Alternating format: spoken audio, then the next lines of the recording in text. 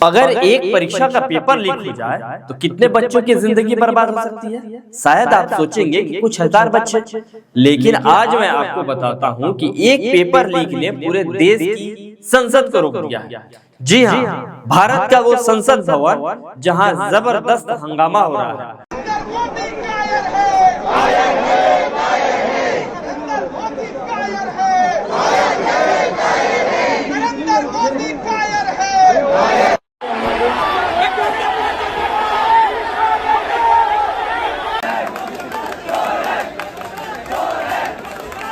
सड़क पर छात्र और उसके परिजन धरना दे रहे हैं तो संसद परिसर के अंदर में संसद के एमपी धरने पे बैठे हैं।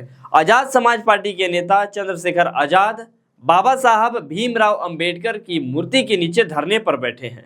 राहुल गांधी और उनके साथियों ने प्रधानमंत्री मोदी के आवास के नजदीक धरने पर बैठ गए, जिसके बाद पुलिस उन्हें और प्रियंका गांधी को उठा कर ले गई।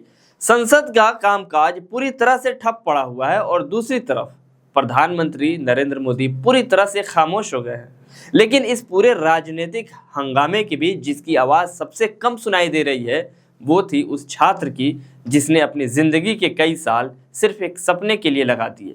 सुबह 5 बजे उठकर पढ़ाई करना, दोस्तों से दूर रहना, त्योहारों में भी सिर्फ किताबों में लगे रहना, परिवार की उम्मीदों का पूरा बोझ अपने कंधों पर उठाना और इन सब के बीच सिर्फ एक भरोसा कि परीक्षा वाले दिन उसकी मेहनत ही उसका भविष्य तय करेगी।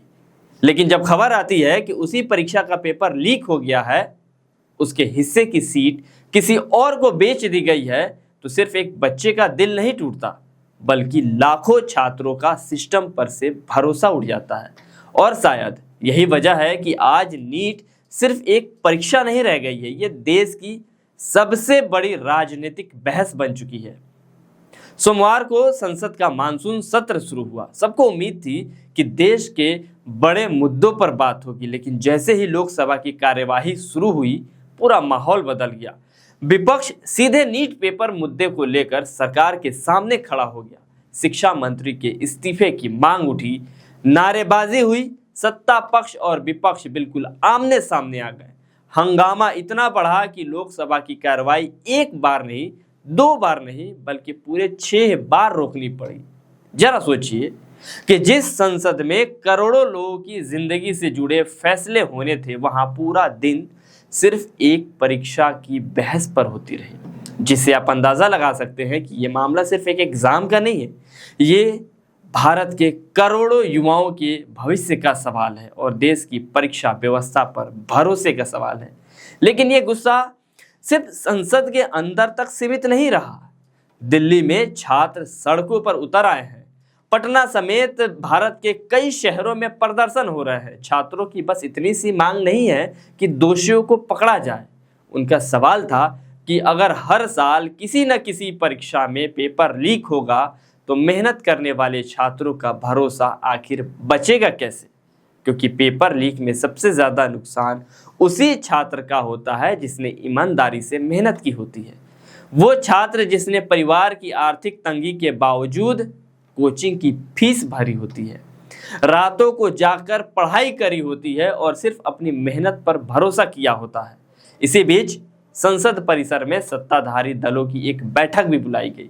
बैठक के बाद बताया गया कि प्रधानमंत्री मोदी ने कहा है कि जैसे ही सरकार को नीट पेपर लीक की जानकारी मिली, कार्रवाई तुरंत शुरू कर दी गई।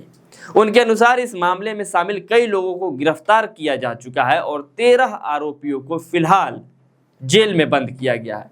लेकिन यहीं से तो कई सवाल भी खड़े होते हैं। एक तरफ सरकार कहती है कि जानकारी मिलते ही कार्रवाई की गई, दोषी पकड़े गए, जांच चल रही है। दूसरी तरफ पूरा विपक्ष पूछता है कि आखिर इसकी जिम्मेवारी किसकी है?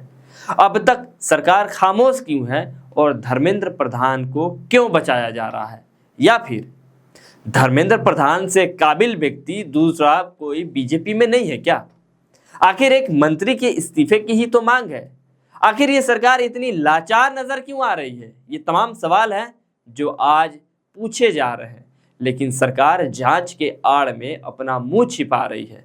अगर आपने इस चैनल को अभी तक फॉलो नहीं किया है तो कर लीजिए, क्योंकि बाकी की खबरें आपको यही मिलती रहेगी। और इस पूरे मुद्दे पर आपकी क्या प्रतिक्रिया है, आप क्या सोचते हैं, कमेंट बॉक्स में लिखिए, बताइए लोगों को कि आखिर देश में क्या हो रहा है और सरकार को क्या करना चाहिए।